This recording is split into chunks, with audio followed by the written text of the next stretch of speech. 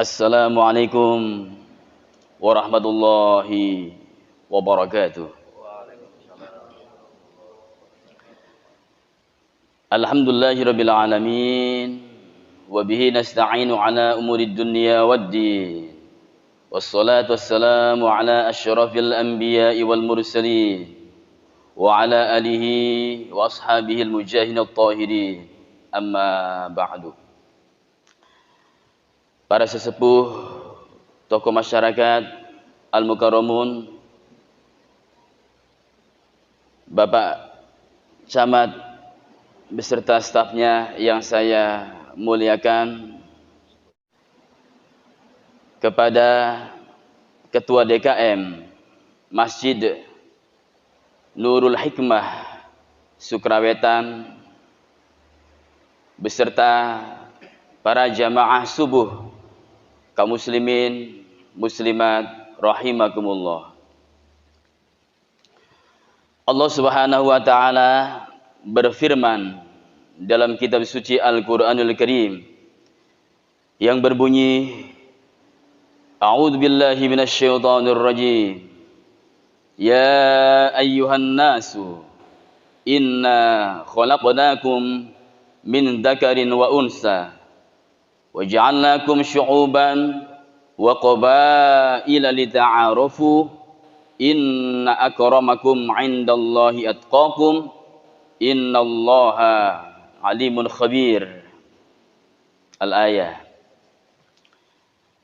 Ya ayyuhan nasu, wahai sekalian umat manusia, inna khalaqnakum min dzakarin wa unsa. Sesungguhnya kami menciptakan kamu dari jenis laki-laki dan perempuan.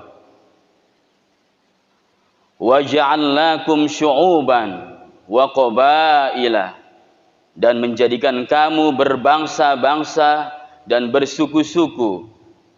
Lita'arafu, untuk saling kenal mengenal. Inna akramakum 'indallahi atqakum, sesungguhnya orang yang paling mulia di sisi Allah adalah orang yang bertakwa.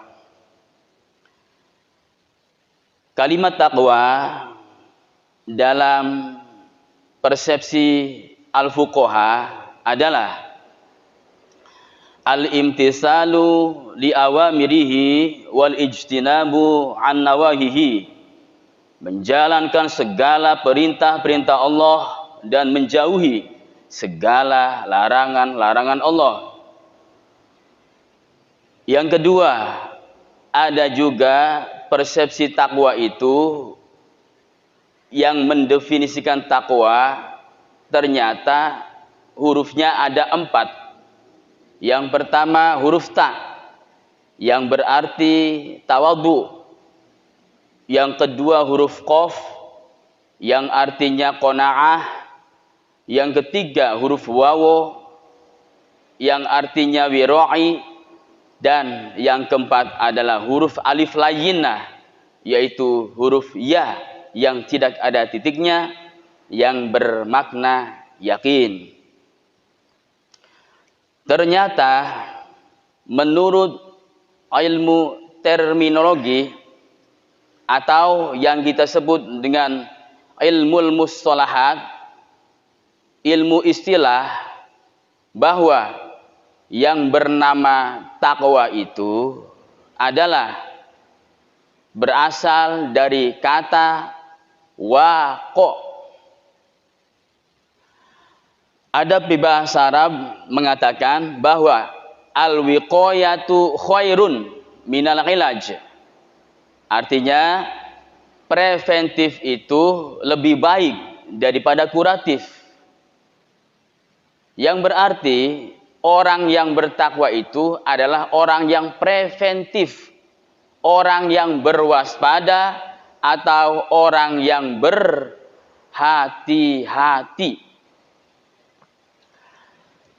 Ditarik dari kata kerja verb, dari kata waqa yaqi wiqayatan. Kalau kata akhoda diikut wazankan ke ifta'ala menjadi ittakhoda.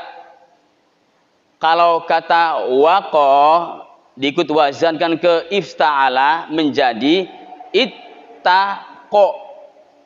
Asalnya adalah iu tako. Karena huruf wawunya sulit diucapkan, dibuang, diganti dengan huruf ta menjadi kalimat ittaqo. Huruf ta yang pertama diidghamkan kepada ta yang kedua menjadi ittaqo. Isim fa'ilnya menjadi kalimat al-muttaqun, artinya orang-orang yang bertakwa. Masdarnya menjadi kalimat at-taqwa. Itulah asal usul kalimat takwa. Kalau saya mendefinisikan ciri daripada orang bertakwa ini diterangkan dalam Al-Quran bahwasanya orang yang bertakwa itu punya ciri. Mana ciri-cirinya? Alladzina yu'minuna bil ghaibi, yaitu orang-orang yang beriman kepada yang al-ghaib. Yang berikutnya, ciri daripada orang bertakwa adalah wa yuqimunas shalah, yaitu orang-orang yang selalu membangun komunikasi, berinteraktif terhadap masyarakat sekitar. Itulah ciri daripada orang yang bertakwa. Mana buktinya? Ya kita-kita ini umat Islam yang dalam satu hari satu malam mengerjakan sholat 5 waktu. Salah satu di antaranya adalah mengerjakan sholat subuh. Berikutnya, ciri orang yang bertakwa adalah wa mimma razaqnahum yunfiqun.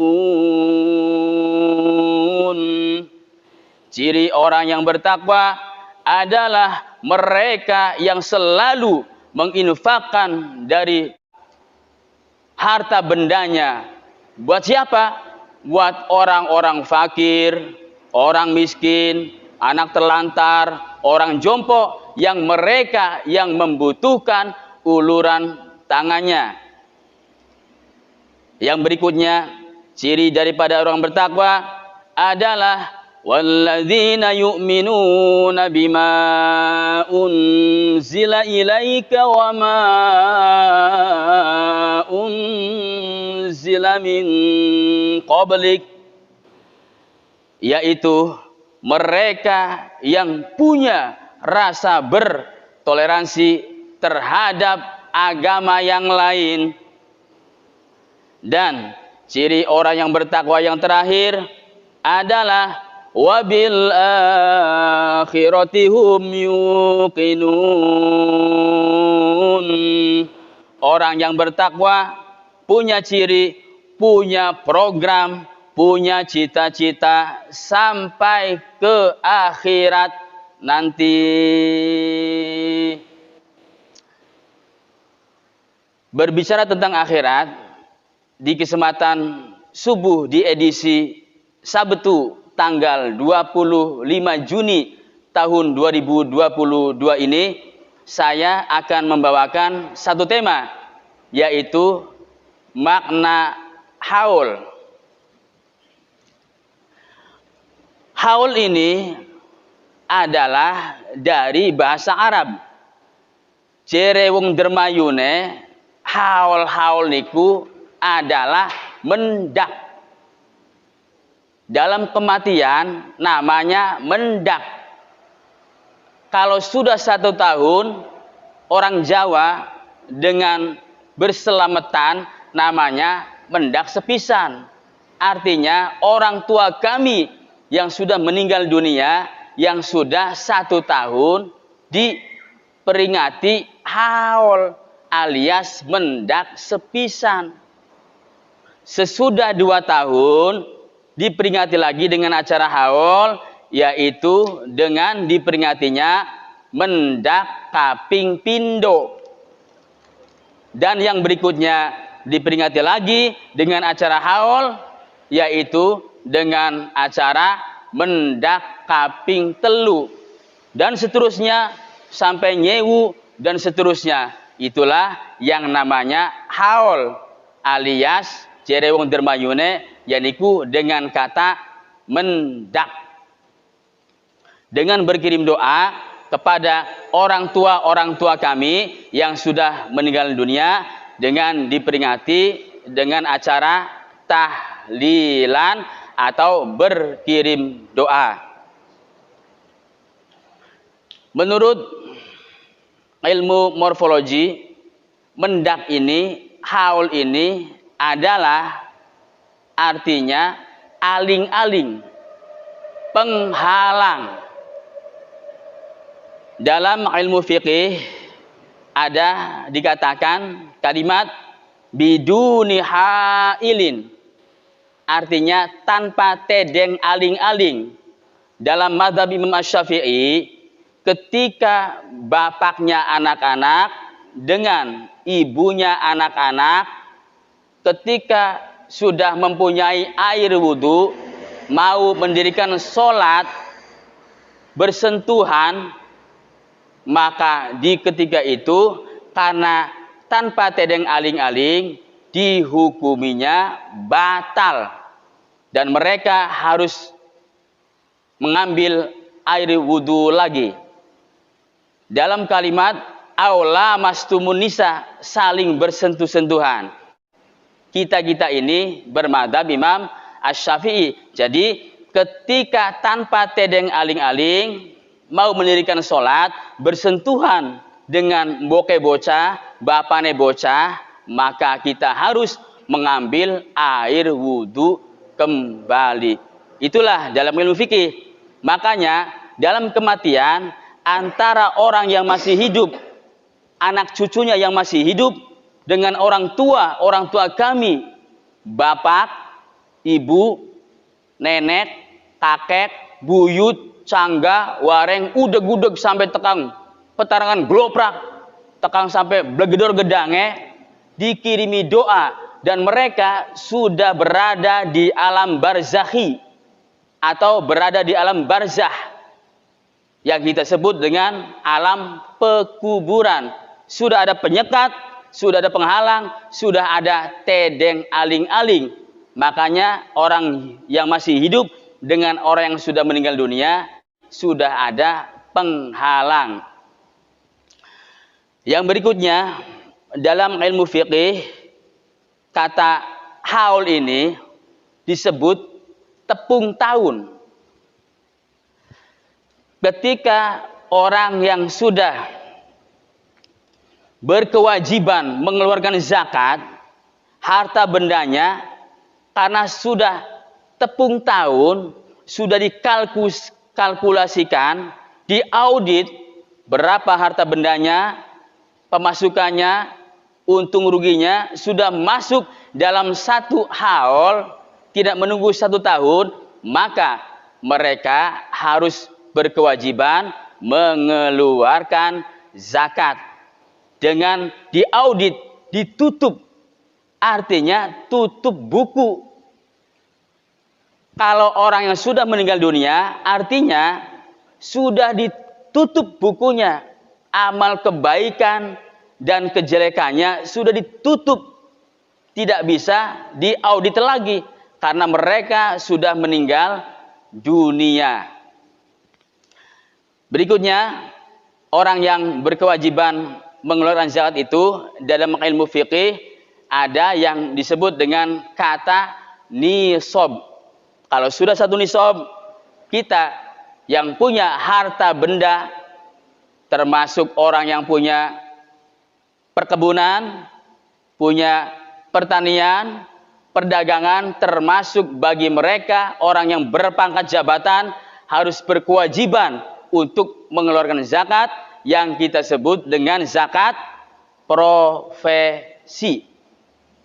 Dan yang berikutnya dalam ilmu fikih, orang yang berkewajiban mengeluarkan zakat dengan syarat yaitu milkutam, orang yang sudah mengaudit pengeluaran dan pemasukannya, harta bendanya sudah dimiliki oleh seseorang, tidak ada orang yang hutang dan sudah dikembalikan, maka mereka harus berkewajiban mengeluarkan zakat. Itu kalau kita kaji dalam ilmu fikih. Berikutnya, yang namanya haul itu kita tarik kata kerja dalam ilmu terminologi, dalam ilmu istilah, dari kata hala yahulu haulan fahuwa hailun, artinya aling-aling, penghalang. Masdarnya haulan, isim fa'ilnya hailun. Sehingga ketika dikonjugasikan kepada wazan fa'ala menjadi hurufnya ha, wawo, lam, menjadi hawala yuhawilu tahwilan. Di sini ada ajwaf wawi. Maka orang yang sudah meninggal dunia, di situ kita sebut sudah ada penghalang antara orang yang sudah meninggal dunia dan kita yang masih hidup. Dan bagi mereka, kalau sudah meninggal dunia, jika mereka orang biasa, kita menyebutnya dengan panggilan almarhum. Artinya, semoga Allah Subhanahu wa Ta'ala memberikan rahmatnya, memberikan kasih sayangnya atas segala dosa yang telah diperbuatnya sewaktu hidup di alam fana ini, yaitu alam kebinasaan atau alam dunia. Kalau mereka yang berlevel min auliyaillah atau seorang al-ulama, ulama solihin, ulama dalam artian saintis, orang yang ahli di bidang kedokteran, kita sebut juga dia ulama. Jadi al-ulama ini maknanya adalah saintis, termasuk orang yang ahli di bidang ilmu tata negara, kita katakan mereka adalah al-ulama. Tetapi kalau kita integrasikan ke dalam bahasa Indonesia, sampai di sini al-ulama itu kiai. Ternyata menurut ilmu terminologi, al-ulama itu adalah seorang saintis, orang yang berilmu pengetahuan. Siapapun mereka, bila mereka mempunyai keahlian, punya skill, kita katakan mereka adalah al-ulama minas solihin. Termasuk juga bila mereka yang meninggal dunia seorang kiai yang kita sebut dia sebagai al-murabbi. Terus juga ada yang mereka yang meninggal dunia seorang al-ustad atau al-ustada atau nyai. Mereka ini bila meninggal dunia dalam ajaran Islam kita sebut dengan ucapan al-maghfurlah. Al-maghfurlahu buat laki-laki yang meninggal dunia, al-maghfurlaha buat dia perempuan. Jika mereka berlevel min auliyaillah, seorang waliullah, seorang al-ulama dan lain sebagainya. Artinya semoga mereka diampuni segala dosa-dosanya. Kalau almarhum atau almarhumah, mereka berbuat dosa itu dengan dosa besar yang kita sebut dengan maksiat atau sayyiat. Kalau dosa yang tidak disengaja atau dosa kecil namanya khotoun, jamaknya akhto. Kalau dosa besar dalam bahasa Arab namanya maksiatun, jamaknya al-ma'asi. Kalau dosa besar juga dalam kalimat sayyi'atun jamaknya adalah sayyi'at. Ketika almarhum dan almarhumah meninggal dunia, kita katakan dengan sebutan almarhum dan almarhumah dalam Al-Quran, jangan berputus asa. La taqnutu min rahmatillah. Innallaha yaghfiru dzunuba jami'a. La taqnutu min rahmatillah. Janganlah engkau merasa berputus asa. Innallaha yaghfiru dzunuba jami'a. Sesungguhnya Allah Subhanahu wa taala akan mengampuni segala dosa-dosa yang telah mereka perbuat. Karena selalu melawan arus, melawan perintah Allah Subhanahu wa taala, selalu membangkang atas segala perintah Allah Subhanahu wa taala. Berikutnya, jikalau mereka yang kita sebut dengan panggilan al-maghfur lahu atau al-maghfur laha, kita dalam Islam diajarkan untuk menyebutnya yaitu dengan kalimat dalam Al-Quran ditegaskan la junaha alaikum fima akhto'tum walakin ma ta'ammadat qulubukum. La junaha alaikum, tidak ada dosa atas kamu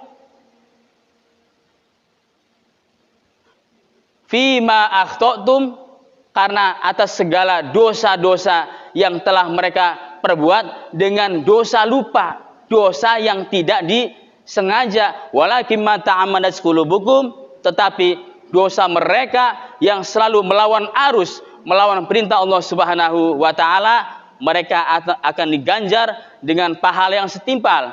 Dan dengan kesengajaan hatimu melawan arus, melawan perintah Allah Subhanahu wa taala, itulah dosa-dosa yang sangat besar itu. Tetapi bagi mereka min auliyaillah dan seterusnya, mereka akan diampuni dengan dosa-dosa akhto, dosa-dosa yang tidak disengaja, dosa yang sedikit lupa. Semoga kita sebagai anak cucunya yang masih diberikan kesempatan hidup selalu mendoakan kepada orang tua kami yang sudah meninggal dunia, termasuk para pendiri orang tua kami Masjid Jami' Nurul Hikmah di Desa Sukrawetan ini. Semoga mereka-mereka yang telah berjasa mendirikan Masjid Nurul Hikmah ini mendapatkan maghfirah, mendapatkan ampunan dari Allah Subhanahu wa taala dan dimasukkan kepada surga Allah Subhanahu wa taala